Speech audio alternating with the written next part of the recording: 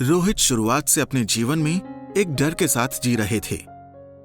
पहले जो मुझको डर लगता था वो ये था कि मैं सोचता था कि मम्मी की तबीयत जिस तरीके की है कहीं ये और ख़राब ना हो जाए, और मुझे इन चीज़ों का भी डर सताता था कि हमारे घर में आर्थिक तंगी है और बहुत सारी ऐसी परेशानियां थी जो हम शायद लोगों से नहीं कह सकते थे, और वही डर मुझे अंदर ही अंदर खाता जाता था और मैं उन चीज़ों को सोचता रहता था कि मैं कैसे इन चीज़ों से बाहर निकल सकता हूँ, क्योंकि मैं आत्मिक रूप से उस वक्त बहुत ज़्यादा कमज़ोर था। इसी डर के साथ रोहित अपना जीवन जी रहे थे।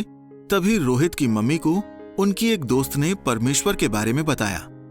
फिर मेरी मम्मी को किसी ने बताया और मेरी मम्मी वहाँ जाने लग गई, और जब मेरी मम्मी वहाँ जाने लगी तो उनकी जो बीमारी थी वो उससे थोड़ा बेहतर होने लग गई। तो मैंने उस चीज़ को देखा, तो फिर मम्मी ने भी मेरे को कई बार कहा कि चलने के लिए, लेकिन मेरा मन नहीं करता था।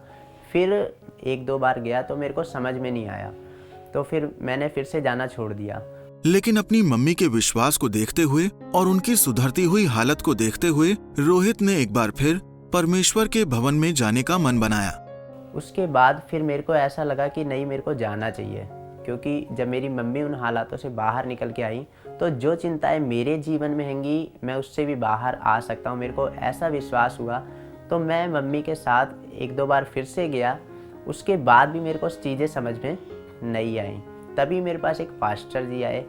जब उन्होंने मुझे वचन के बारे में बताया कि परमेश्वर में किस प्रकार से चलना हैगा और कैसे हमारी प्रार्थनाओं को सुना जाता है, जो परमेश्वर हमारी प्रार्थनाओं को सुनता है, तब मैंने उनके अनुसार प्रार्थना करना शुरू किया, वचन पढ़ना शुरू किया।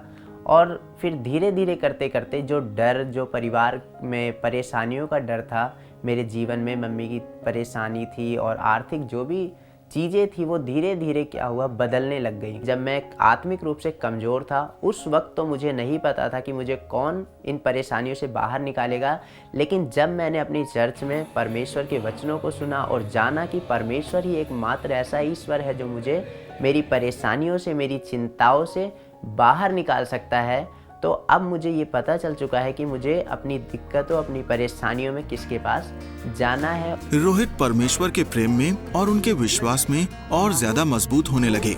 और उसके बाद कुछ समय बाद मेरे जीवन में परेशानियां आती थी, लेकिन मैं उनसे लड़ लेता था, मैं उनसे बाहर आ जाता था, क्योंकि अब मेरे को पता चल चुका था कि जिसने सृष्टि की रचना की है वो मेरे साथ है। तो कोई भी परेशानी मेरे जीवन में अब नहीं ठहर सकती थी ज़्यादा दिन, और अब मुझे कभी भी बाहरी चीज़ों का डर नहीं लगता, क्योंकि अब मैं जान गया हूँ कि परमेश्वर है जो हमें संभालता है और हमें हर एक परिस्थितियों से बाहर निकालता है। जब मैं परेशानी में होता हूँ तब मेरे को भजन संहिता 91 की परमेश्वर यहोवा हमारे साथ है, उसका वचन कहता है कि जो परम प्रधान की छाए हुए स्थान में बैठा रहे वह सर्वशक्तिमान की छाया में ठिकाना पाएगा। क्योंकि मेरे पास भी उस समय पर जब मैं आत्मिक नहीं था और मैं परमेश्वर को नहीं जानता था तो मेरा भी कोई ठिकाना नहीं था, लेकिन जब मैंने परमेश्वर को जाना तो मैं समझ गया कि वही एक मेरा सच्चा ठिकाना है, जिस पर रहकर, जहाँ पर बैठकर मेरे को सुकून मिलता हैगा